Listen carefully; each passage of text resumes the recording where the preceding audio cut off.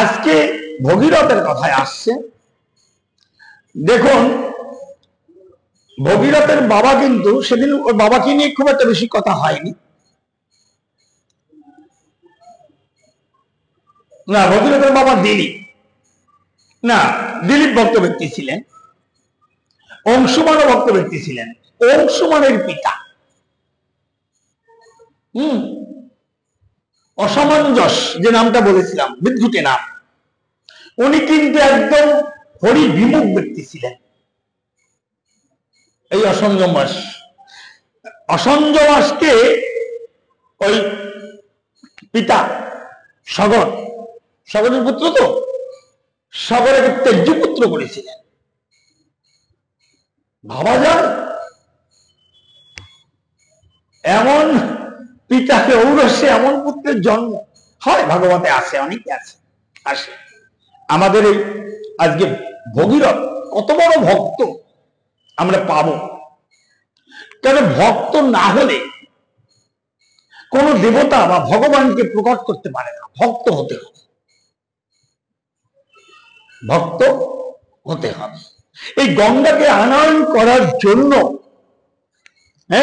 তাহলে পূর্বে তিনটা পুরুষ, প্রথমে রাজা সগর প্রচেষ্টা করেছেন পুত্রদের বাঁচাবার জন্য। তো সগর যখন পারলেন না, তখন নাতি অংশুমানকে বললেন। অংশুমান যখন পারলেন না, এরপরে তার পুত্র দিলীপ প্রচেষ্টা করলেন। এইবার দিলীপ প্রচেষ্টাকে সবাই আয়ু ফুরিয়ে যাচ্ছে, তারা চলে যাচ্ছে। এবার ভগীরথের পালা। তাহলে ভগীরথ কি করলেন? ভগীরথ তপস্যায় আসলেন, চিন্তা করলেন কার তপস্যা করা যায়। তখন ভগীরথ চিন্তা করলেন যে পরামর্শ নিতে হবে গুরুর কাছ থেকে। সূর্যবংশের গুরু হল বশিষ্ঠ। সূর্যবংশের গুরু বশিষ্ঠ। বশিষ্ঠের কাছ থেকে দীক্ষা নিলেন। এই জন্য দীক্ষাটা অত্যন্ত জরুরি। যারা যারা শুভ কাজে গেছে, ভগবত ভজনে গেছে, তারা প্রত্যেকে কিন্তু দীক্ষা নিয়েছে। ছেলে মেয়েদের যদি আমরা দীক্ষা না দিই, তাই আমাদের তো মৃত্যু হবে আগে। ওরা তো শ্রাদ্ধ ক্রিয়া করবে না? কিন্তু ওরা শ্রাদ্ধ ক্রিয়া করে যাই করুক, পিণ্ডদান কিছুতেই আমাদের কাছে পৌঁছাবে না। শাস্ত্র তাই বলছে। ওই জন্য দীক্ষাটা অত্যন্ত জরুরি। কোথায় নেই, যারা ভগবানকে পেয়েছে সবাইকে আগে দীক্ষা নিতে হয়েছে। কোন কথা এলাম? ভগীরথের কথা। ভগীরথ গুরু বশিষ্ঠের কাছে গেলেন। গুরু বশিষ্ঠ বললেন, দেখো, আমি যতদূর জানি, গঙ্গার জন্ম যদিও বিষ্ণু পাদপদ্ম থেকে, কিন্তু গঙ্গাকে কিন্তু ব্রহ্মা তার কমণ্ডলুর মধ্যে বদ্ধ করে রেখেছে।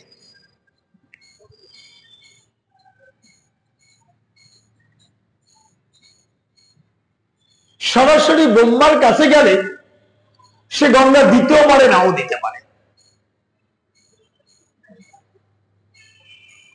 তুমি একটা কাজ করো, আগে স্বর্গের রাজা ইন্দ্রকে তুষ্ট কর। বুঝতে পেরেছেন? তাহলে ঋষি বশিষ্ঠের পরামর্শে আজকে ভগীরথ ৭,০০০ বছর তপস্যা করলেন ইন্দ্রকে তুষ্ট করার জন্য। ঘাবড়াবেন না, ভুল ভাববেন না, কারণ তখনকার দিনের মানুষ লক্ষ বছর বাঁচতেন। তা ৭,০০০ বছর তপস্যা করবে, আর বিচিত্র কি আছে? ইন্দ্রকে তুষ্ট করলে ইন্দ্র বলল, আমি স্বর্গের রাজা হলে কি হবে?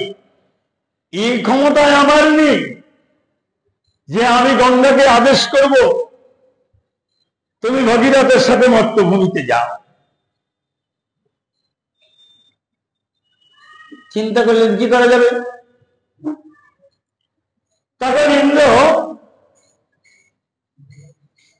ইন্দ্র বললেন, পরামর্শ দিলেন, তুমি দেবাদিদেব মহাদেবের তপস্যা করো।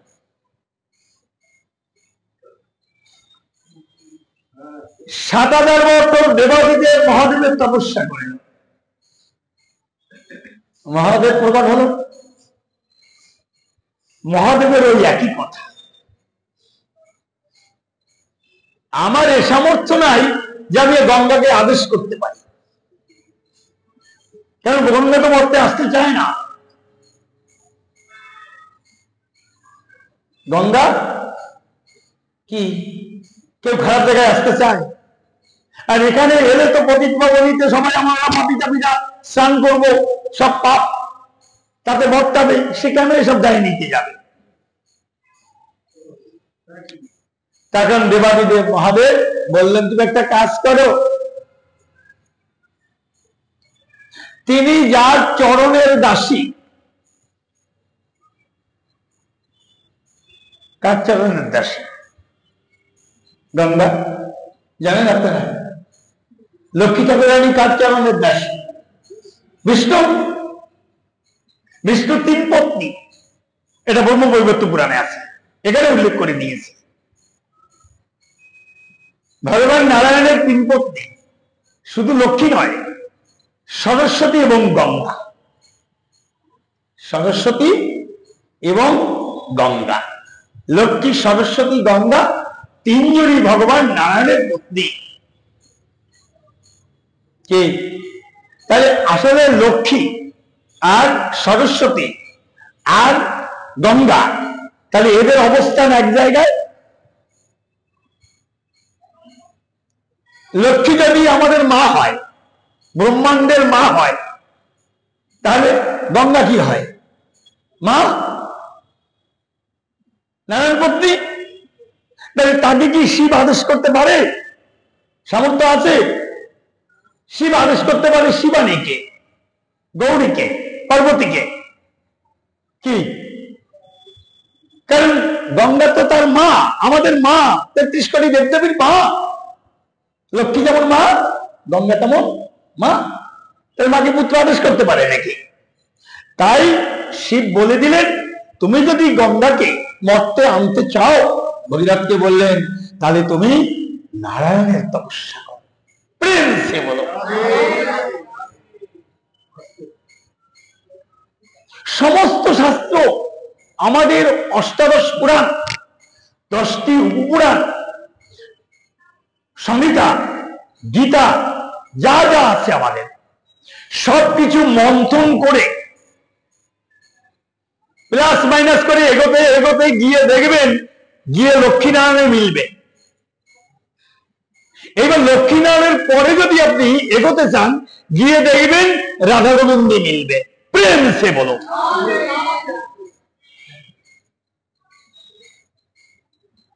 সব সামর্থ্য একমাত্র ভগবানের, 33 কোটি দেবদেবীও নাই। ওই জন্য শিব বললেন, না না না না না, তুমি ভুল করছো, আমার পক্ষে সম্ভব নয়। হ্যাঁ, মা গঙ্গাকে আমি আদেশ করি তুমি ভগীরথের সাথে মরতে যাও। একজন আদেশ করতে পারেন, তিনি হলেন নারায়ণ। বুঝতে পারছেন? তাহলে কত হাজার বছর এখানে উল্লেখ করা নেই, কয়েক হাজার বছর তপস্যা করে নারায়ণকে তুষ্ট করলেন। হাজার হাজার বছর তপস্যা করে নারায়ণকে তুষ্ট করলেন ভগত বৎসল ভগবান। তখন প্রকট হয়ে গম্ভীরস্বরে বললেন, সেই গয়ের মতো, মনে আছে? গয়কে বলেছিল, এই তো আমি তোমার দেব, সেই ইষ্ট, আমি তোমার সম্মুখে উপস্থিত। ভগীরথ, এত কষ্ট করে তুমি আমার তপস্যা করছো, এবার তপস্যা ভঙ্গ করে চক্ষু মিলন করো। কেন আমার এত কঠোর তপস্যা করছো? কি তোমার কথা বলো আমার কাছে। তখন পূর্বপুরুষদের কথা বলে, প্রভু, ভগবান কপিল দেবের আশ্রমে আমাদের সব পূর্বপুরুষরা কপিল দেবের রোশানলে সব ভস্য হয়ে রয়েছে। ভগবানের কপিল দেবের নির্দেশ, মা গঙ্গাকে মর্তে দিতে হবে। গঙ্গা জল যদি তাদের স্পর্শ করে, তাহলে তারা কি হবে? সকলে স্বর্গবাসী হবে। পূর্বজন্ম পাবে এবং স্বর্গবাসী হবে। তাদের উদ্ধারের জন্য সব যখন বিস্তারিত বললেন, তখন ভগবান নারায়ণ ভগীরথকে নিয়ে গেলেন সত্যলোকে। তা সত্যলোকে গিয়ে কি হলো? সত্যলোকে গিয়ে ভগবান চাতুরালি করলেন। ভগবান তো জানতেন যে আমি সত্যলোকে গেলে ব্রহ্মা আমাকে দেখলেই তো আমাকে আসন দেবে, বসতে, আমার চরণ ধৌত করবে। চরণ ধৌত করতে কি লাগবে? জল। ওই জন্য সত্যলোকের সব জল মিটিয়ে দিলেন, কোথাও জল নাই। যেহেতু ব্রহ্মার কমলগুলোর মধ্যে গঙ্গা, ভগবান বলে মিটিয়ে দিতেন, দেন নাই। কারণ যে একটি জায়গায় জল আছে, ওই জল দিয়ে আমার চরণ ধৌত করবে। হলো তাই, এর ভাবে উল্লেখ করা হয়েছে ব্রহ্মবৈবর্ত পুরাণ থেকে। বলছে এই ব্রহ্মবৈবর্ত পুরাণে আমাদের অনেক কিছু দিয়েছে, সব সৃষ্টি তত্ত্ব একদম পুঙ্খানুপুঙ্খ। তাহলে কি হলো? তাহলে ব্রহ্মা তাড়াতাড়ি প্রভুকে দেখে ত্রস্তবস্ত হয়ে প্রভুকে আসন দিলেন, প্রভু বসলেন, এবার জল খুঁজতে বেরিয়েছে। প্রভু চরণ ধৌত করতে হবে, কোথাও জল পাচ্ছে না। অগত্যা কমণ্ডলুর জল, কমণ্ডলুর জল দিয়ে ভগবানের চরণ ধৌত করছে। যখন ধৌত করছে, তখন ওই চরণ জল দিয়ে গঙ্গার প্রকট হলো। বলো, এইবার ব্রহ্মবৈবর্ত পুরাণ কি বলছে? মায়ের কি রূপে আবির্ভূত হলেন, আর সত্যলোকে ভগবানের নারায়ণের চরণ থেকে গঙ্গার আবির্ভাব। দেখি ব্রহ্মবৈবর্ত পুরাণ কি বলছে, কি রূপে মা আবির্ভূত হলেন। চতুর্ভুজান,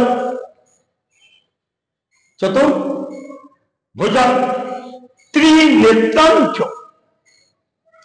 তিনটি চক্ষু। চতুর্ভুজান ত্রিনেত্রাঞ্চ সর্ববয়ব ভূষিতাম।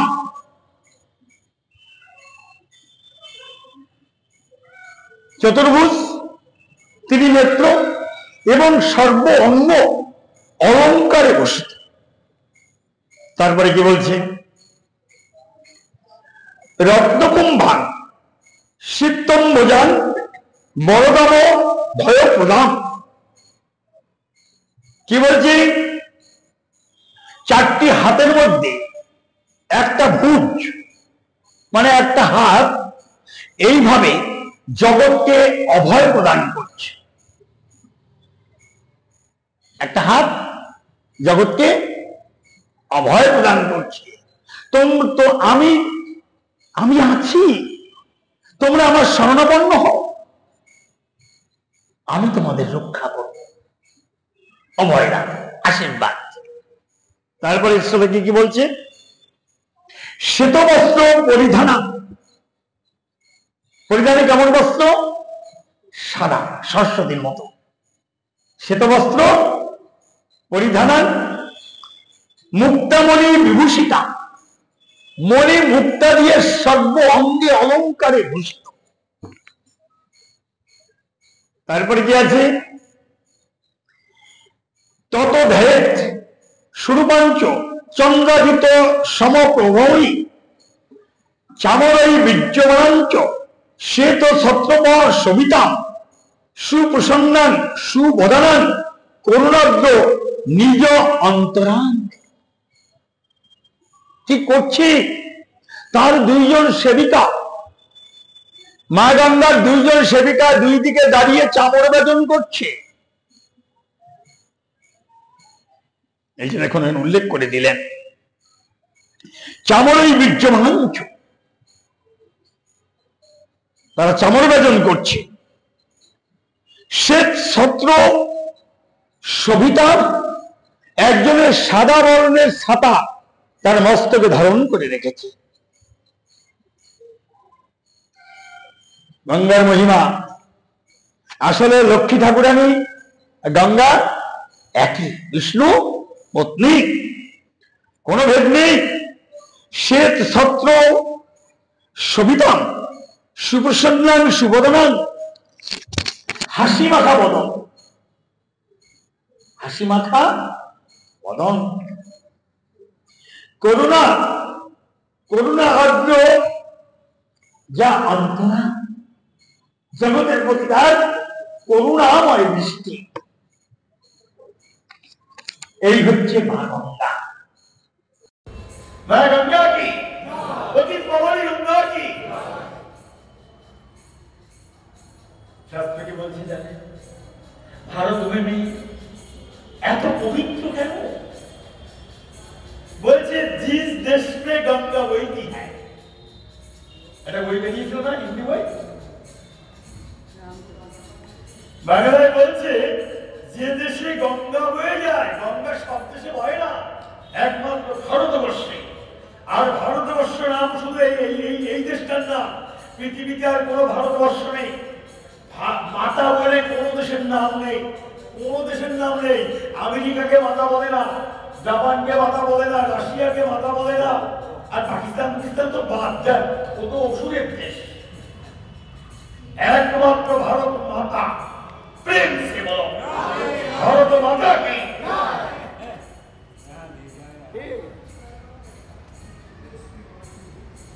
এই নামটা কিন্তু আমরা ইচ্ছা করে কেউ রাখতে পারিনি।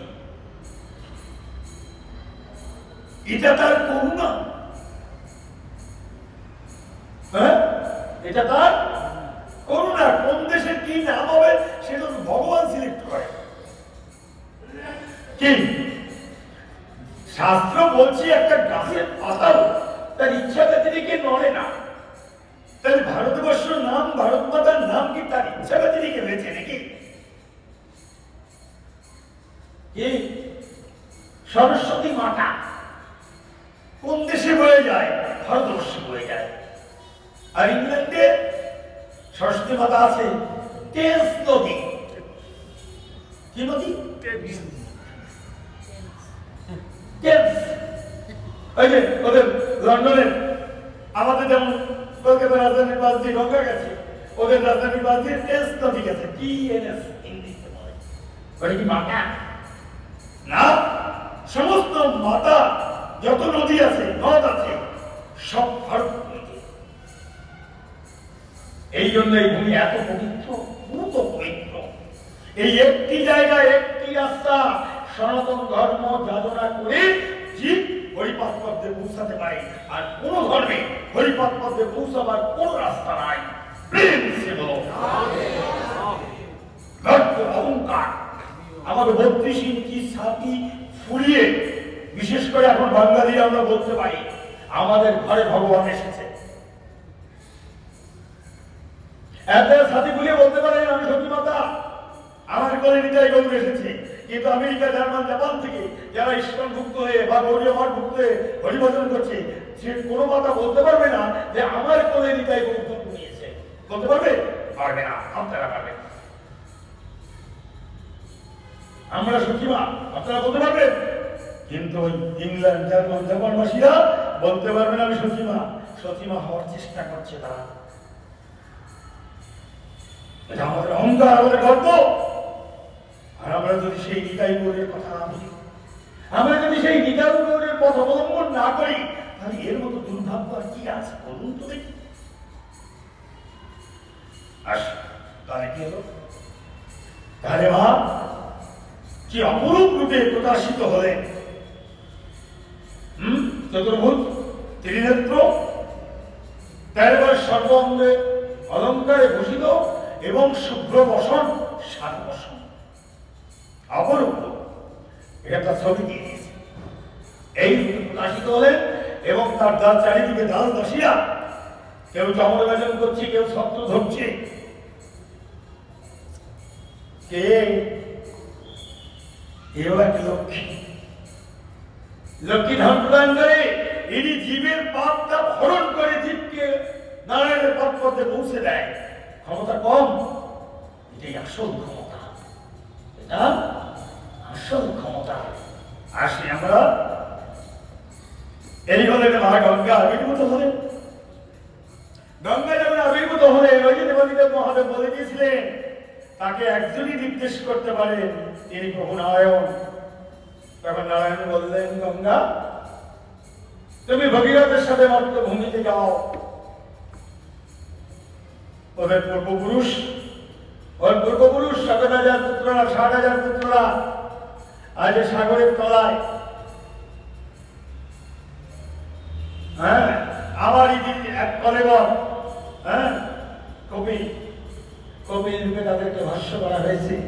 তাদের উদ্ধারের জন্য তোমাকে বক্তভূমিতে যেতে হবে। গঙ্গা করে জল করে প্রভুর সামনে কাঁদতে লাগলেন, হে প্রভু, তুমি আমাকে এমন নির্দেশ করলে, তোমার নির্দেশ অমান্য করার সামর্থ্য তো আমার নাই। আচ্ছা, প্রভুর নির্দেশ অমান্য করার সামর্থ্য আছে? আমাকে তো মারতে যেতে হবে। প্রভু, আমি যে বক্তভূমিতে যাব, শুধু সকল রাজার পুত্ররা উদ্ধার হবে তা তো নয়, আমাকে অনেক অবগাহন করবে সব পাপি তাপিরা। তারা তো সব পাপটা আমাদেরই বর্তিয়ে দিয়ে চলে যাবে। আমি এই পাপের বোঝা কি করে বইব প্রভু? ভগবান বললেন, তুমি ভয় পেও না গঙ্গা, তোমার অঙ্গে চিরকাল পাপ থাকবে না। সত্য কথা, পাপি তাপিরা তোমার অঙ্গে পাপ দিয়ে তারা চলে যাবে, ঠিক কথা, কিন্তু তোমার অঙ্গে চিরকাল সে পাপ থাকবে না। সে পাপ আমার বিদূরিত হয়ে যাবে। প্রভু সেটা কিভাবে? প্রভু বলেন, দেখো, জগতে মানুষ পাপি তাপি হয়, পাপি তাপি হলেও কেউ কেউ তো আমার ভক্ত হয়, কেউ কেউ আমার ভক্ত অর্থাৎ বিষ্ণু ভক্ত। ভগবান বিষ্ণু ভক্ত কিন্তু তোমাকে অবগাহন করবে, শুধু পাপি তাপি স্নান করবে তত না, বিষ্ণু ভক্ত স্নান করবে। তখন বললেন, তাহলে বিষ্ণু ভক্ত যখন তোমাদের অবগাহন করবে, তাদের স্পর্শে, বিষ্ণু ভক্তের স্পর্শে তোমার পাপটা বিদূরিত হবে। প্রেম সে বলো।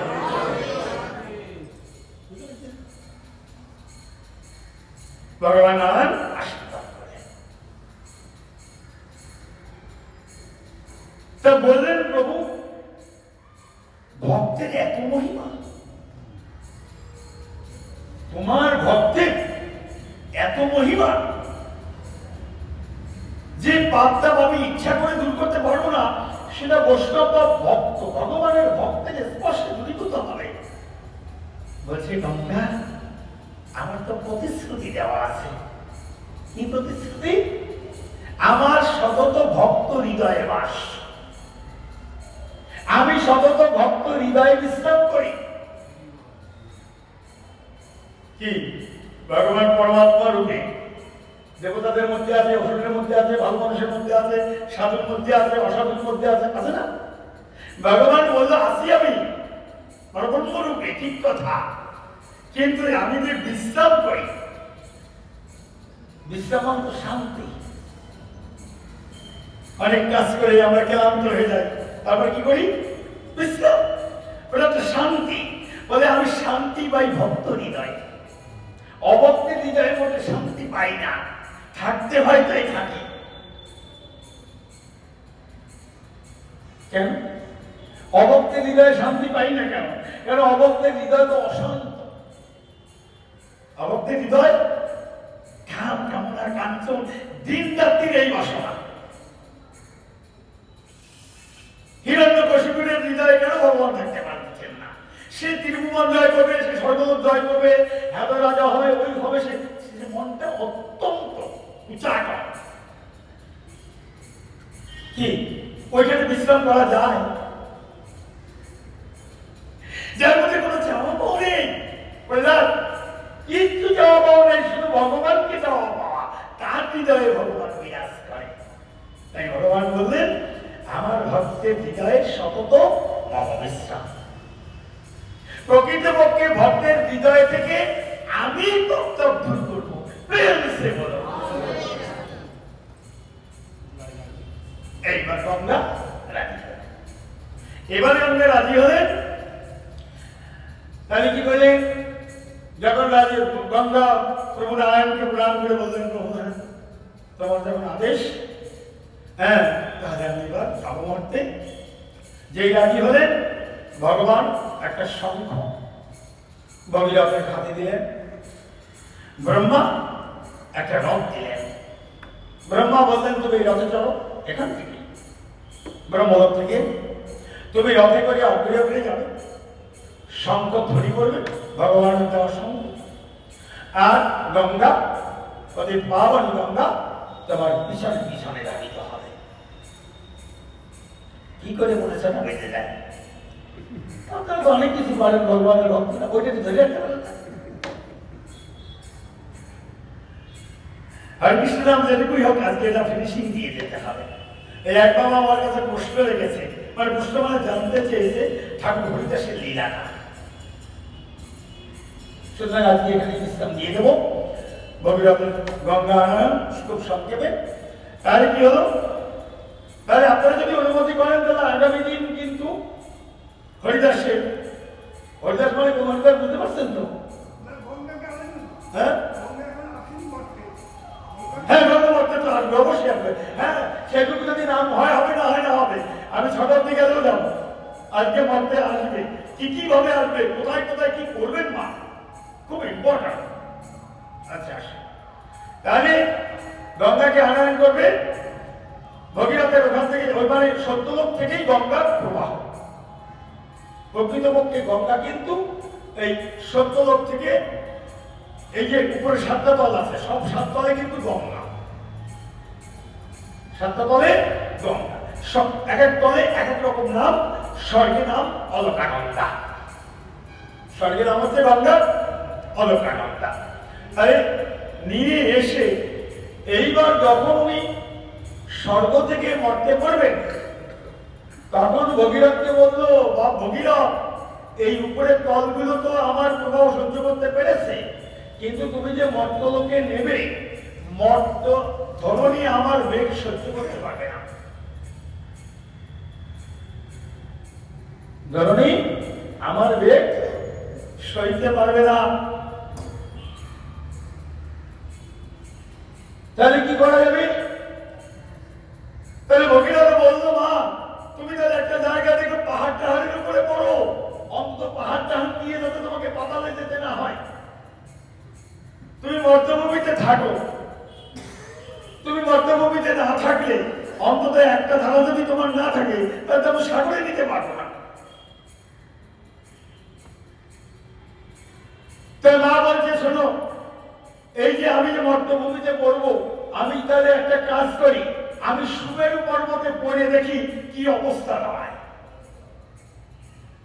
সুমেরু পর্বত হচ্ছে কৈলাস, কৈলাসটা কিন্তু স্বর্গলোকের একটা পার্ট। স্বর্গলোকে যেমন পশ্চিমবাংলা ভারতবর্ষের একটা পার্ট। কৈলাসের রাজা কিন্তু ইন্দ্র নয়, কৈলাসের রাজা কিন্তু দেবাদিদেব মহাদেব, বুঝতে পারছেন? আচ্ছা, এগুলো ব্রহ্মবৈবর্ত পুরাণে খুব ভালো আছে। তাহলে মা সুমেরু পর্বতে পড়লেন।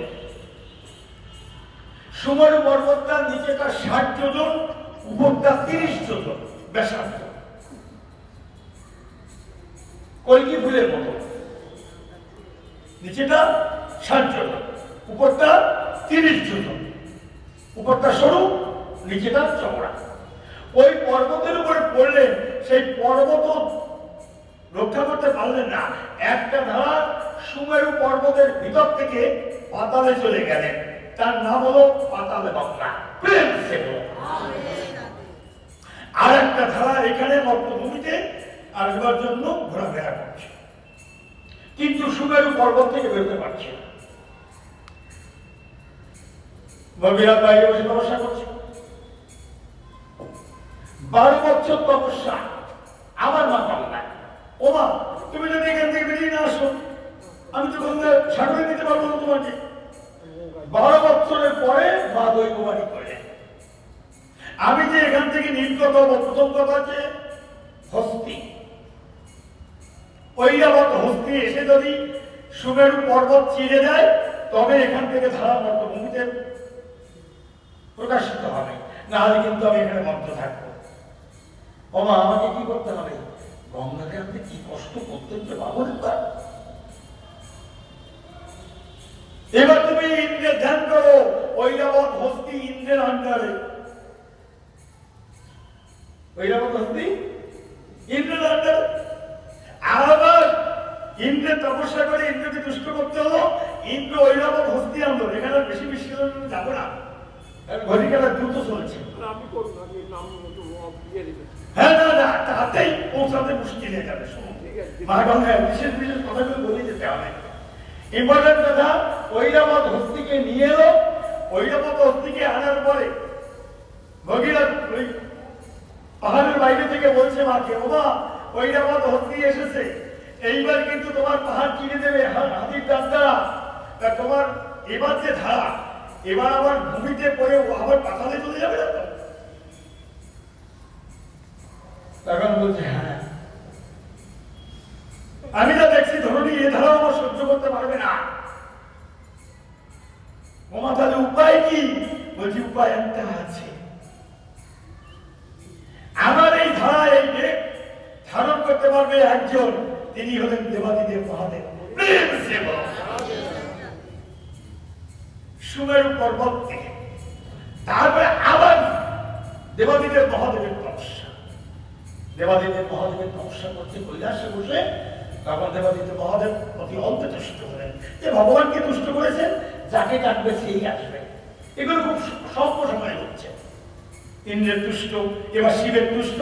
শিবের কাছে বলল, মা গঙ্গা এই পাহাড়ের মধ্যে রয়েছে, তোমার এই সুমেরু পর্বতে, মা এখান থেকে প্রকাশিত হবে। ওইটা তোমার হস্তি তার দ্বারা চিরে দিলে যে বেগ আসবে, ওই বেগ যদি ভূমিতে পড়ে ও পাতালে চলে যাবে। তখন দেবাদিদেব মহাদেব রাজি হলেন। তিনি জটা বিস্তার করে দিলেন সুমেরু পর্বতের কাছে, যে গঙ্গার বেগ আমার জটাই ধারণ করতে পারবে। মহাদেব জটা বিস্তার করলেন, ঐরাবত হস্তি সুমেরু পর্বত চিরে দিলেন, ধারা মর্তভূমিতে প্রকাশিত হল। মা গঙ্গা কি? সুমেরু পর্বত কি? দেবাদিদেব মহাদেব কি?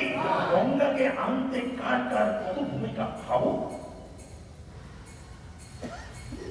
ও মা, জটার মধ্যে গঙ্গা পড়েছে, গঙ্গার বাইরে আসছে না, ওই জটার মধ্যেই ঘোরাফেরা করছে। ঈশ্বর গোলাস ভগীরথ আবার তপস্যা। ও মা, তুমি দেখি জটার মধ্যে আছো, তুমি তো প্রকাশিত হচ্ছে না। বলছে দেবাদিদেব মহাদেবকে বল, জটা একটু চিনি দিক, নাহলে আমি রাস্তা পাচ্ছি না। ভাবুন তাহলে মহাদেব জটা কত বড়। বুঝতে পেরেছি? দেবাদিদেব মহাদেব তাই জটা কিন্তু চারিদিক ছিললেন না, শুধু মাথার এই ঘেনটা দিয়ে ছিললেন। ঠিক আছে? দেবাদিদেব মহাদেবের জটায় তো বিস্তার আছে, শুধু এই জটায় গঙ্গা না, মস্তকের উপরে যে গঙ্গা, গঙ্গাকে ধারণ করেছেন, তাই তার এক নাম গঙ্গাধর তিলক। শিবের এক নাম গঙ্গাধর। কেন? তিনি গঙ্গাকে ধারণ করেছেন, তার সামর্থ্য আছে ৩৩ কোটি দেবদেবীর মধ্যে একমাত্র শিবের সামর্থ্য গঙ্গাকে মস্তকে ধারণ করেছে। যার বেগ ধরণী সামর্থ্য পারেনি, যার বেগ ধরণী রক্ষা করতে পারেনি, সেই বেগ কে রক্ষা করলেন? মহাদেব। এবং তার মাথায় যে গঙ্গা, চারিদিকে জটাতে হয়, ওই জন্য এই জায়গাটা চিনে দিলেন। দেখবেন ছবিতে গঙ্গা এখান থেকে প্রকাশিত হচ্ছে। সব মিল আছে শাস্ত্রের সাথে, কোন সমস্যা নেই। গঙ্গাকে নিয়ে চলছেন, ভগীরথ রথের উপর দাঁড়িয়ে ভগবানের দেওয়া শঙ্খ আর ব্রহ্মার দেওয়া রথ উপর দাঁড়িয়ে বলল, শোনো ভগীরথ বাপ, তুমি শঙ্খ তৈরি করে আগে চলবে, আমি পিছনে আসবো। আমি পিছনে আছি কি না আছি সেটা তুমি আমার এই জলের যে ধ্বনি, জল বেগে চললে যে একটা ধ্বনি হয় না, সেই ধ্বনি তোমার কানে পৌঁছাবে, তখন বুঝবে আমি পিছনে আছি। কিন্তু তুমি এগিয়ে যাচ্ছ, অথচ পিছনে জলের ধ্বনি পাচ্ছ না, তখন জানবে আমি কিন্তু আর এগিয়েছি না। ঠিক আছে? তাহলে কৈলাস থেকে মা গঙ্গা পাহাড়ের উপর দিয়ে আসলেন। শাস্ত্র বলছে হরিদ্বারের আগে যতদূর গঙ্গা আছে সব পাহাড়ের উপরে, হিমালয় পাহাড়ের উপরে। হরিদ্বারে এসে মা গঙ্গা সমতলে পড়লেন। হরিদ্বার কি?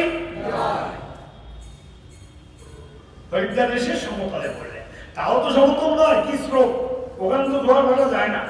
যায় জোয়ার ভাটা মনে হয় খানিকটা ওই কাশি অব্দি যায়, তারপরে যায় না। একভাবে গঙ্গা বয়ে আসছে হিমালয় থেকে, হরিদ্বার থেকে। দেখছেন কি স্রোত, ওই একভাবে বয়ে চলেছে সবসময়।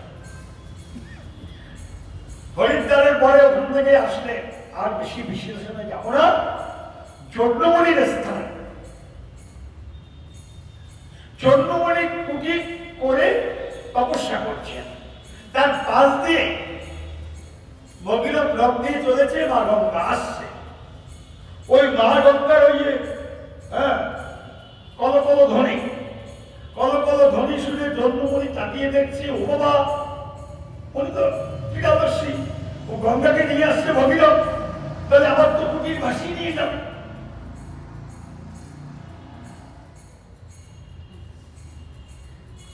এই কুটির সম্পর্কে কি বলবো, ছটা বাজতে চলেছে তো। একটা কথা না বলে পারছি না।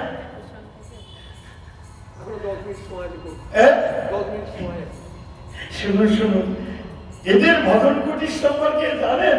অগস্ত্য মুনিকে, অগস্ত্য মুনিকে একবার মুনি ঋষিরা বলছে, হে ঋষিবর, আপনি যে হাজার হাজার বছর ধরে তপস্যা করছেন, তাহলে আপনি একটা কুটির তৈরি করেন না কেন?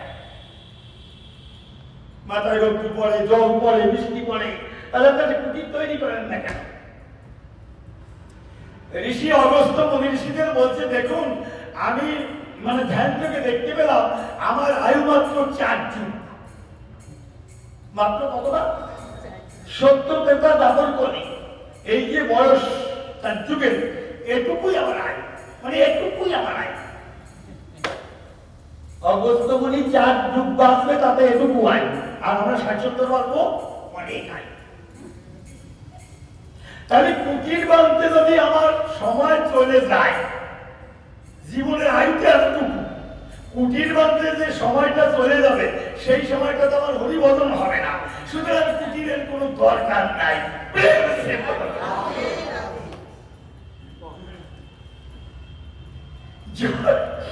জন্মপুরি ভাবছে গঙ্গাকে ভগীরথ তার শান্তি নিয়ে যাচ্ছে, আমার কুটির ভেঙে দিলে তো আবার করতে হবে।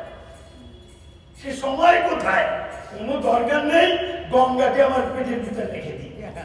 গঙ্গায় আসছে, জন্মমুনি এইভাবে হাত পাতেছে, গঙ্গায় এসে জন্মমুনির হাতে উঠেছে, গ্রাসে পান করে গঙ্গার ভিতরে নিয়ে নিয়েছে। ভগীরথ রথে করে এগিয়ে গেছে, গিয়ে দেখে মায়ের কোনো শব্দ নাই, কুলু কুলু ধ্বনি কিছু নাই। পিছনে ভিড়িয়ে তাকিয়ে দেখে গঙ্গার কোনো অস্তিত্ব নাই। কি হলো ব্যাপারটা? এই তো এই ঋষিবরের কুটিরের আগেই তো মা ছিল, কোথায় গেল মা? ফিরে এসেছে। তা ভগীরথ তো ভক্ত কম না, ভগীরথ বুঝতে পারছে এই ঋষির কারুকার্য। তখন ঋষিবরের গিয়ে চরণে বলল, প্রভু, হে ঋষিবর, আপনি মা গঙ্গাকে দেখেছেন? মুখে কথা বলার সময় কোথায়? উনি তো ভগবানের সাথে মনন করছে। ভগীরথকে ইশারায় দেখালেন, এখানে।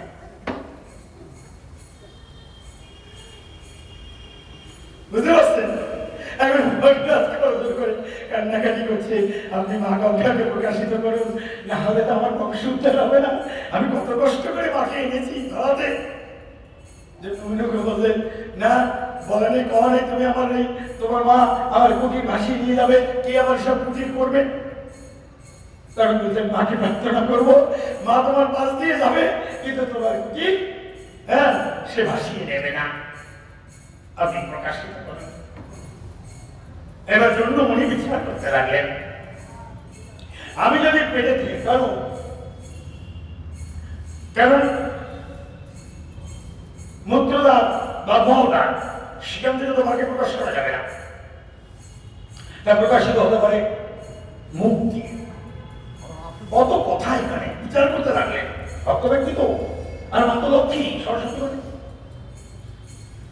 তাহলে কোথা দিয়ে প্রকাশ করা যায় মানব দেহে? দিয়ে প্রকাশ করি তাহলে হবে একো হয়ে যাবে, উচ্ছিষ্ট হয়ে যাবে। তখন জন্মমণি তার উরু চিরে উরু দিয়ে গঙ্গা প্রকাশ করলেন। জন্মমণি কি বা গঙ্গা কি? যেহেতু জন্মমণির উরু থেকে নতুন করে মা প্রকাশিত হলো, এই জন্য মায়ের একদম জাহ্নবী। গঙ্গার নাম জাহ্নবী কি করে হলো?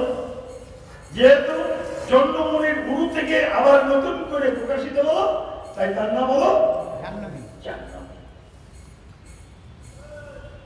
কাশীতে এসে একদিন অবস্থান করেছেন। আজকে আমার কাশীতে এসে একদিন অবস্থান করেছেন। কাশীর বিশেষ মহিমা আছে। এইরকম একদিন তিনি নবদ্বীপে অবস্থান করেছেন, শাস্ত্রে উল্লেখ করা হয়েছে। বুঝতে পেরেছেন? নবদ্বীপের পাশ দিয়ে যেদিন এসেছেন, ওই দিন একদিন নবদ্বীপে অবস্থান করেছেন। ওই নবদ্বীপ টপকি আর মা আসছে না, ধনী পাচ্ছে না। তখন ভগীরথ তাকিয়ে থাকে, মা বহু কি হলো ব্যাপারটা? আবার রথ নিয়ে এগিয়ে গেলেন, গিয়ে করজোড় করলেন। দেখছে জলরূপী সোলের রূপী গঙ্গা স্থিমিত হয়ে গেছে। যখন করজোড় করে প্রার্থনা করলেন, মা মূর্তিমন্ত হলেন। তোমা আবার এখানে কেন? বলছে, বাবা ভগীরথ, তুমি জানো না, আমি জানি। তুমি জানো না, আমি জানি। তোমার আমার অনন্তকালী বিশ্ব ব্রহ্মাণ্ডের প্রভু একদিন এইখানে প্রকট হবে। এই জায়গার নাম হবে নবদ্বীপ নামক গ্রাম। প্রেম সে বলো, কলিযুগের ভগবান নবদ্বীপ নামক যে গ্রামে আসবে, সেই গ্রাম এখানেই হবে। বুঝতে পেরেছেন? আর বিশেষ যাবো না, অনেক কিছু একটা কথা ছিল। দেখ প্রভু যজ্ঞ সাধন করায়, এরপরে গঙ্গাকে নিয়ে গেলেন কোথায়? গেলেন গঙ্গাসাগরে। গঙ্গাসাগরে গিয়ে কপিলদেবের আশ্রমে গিয়ে গঙ্গা কি করলেন? কপিলদেবের আশ্রম অর্থাৎ পূর্বপুরুষদের যে ছাই ভস্য বলেছিল, আমাদের যেমন সবকিছু ভস্য হয়, নাভিটা ভস্য হয় না, প্রত্যেকের নাভিগুলো ছিল। যখন নাভিগুলোতে গিয়ে গঙ্গা জলে স্পর্শ করলো, সবাই দিব্য দেহ পেলেন। আগের দেহ নয়, দেবদেহ পেলেন। স্বর্গ থেকে সব রথ নেমে এলো, মায়ের কৃপায় সকলে এক এক করে রথে উঠলেন। রথে উঠে সবাই কিন্তু স্বর্গবাসী হলেন। প্রেম সে বলো, হরে কৃষ্ণ হরে কৃষ্ণ কৃষ্ণ কৃষ্ণ হরে হরে, হরে রাম হরে রাম রাম রাম হরে হরে। আমি একটা মিনিট চেয়ে নেব শরীর বাবু। হ্যাঁ, আপনারা কেউ অসন্তুষ্ট হবে না। মহাকুম্ভ চলছে, মহাকুম্ভ 104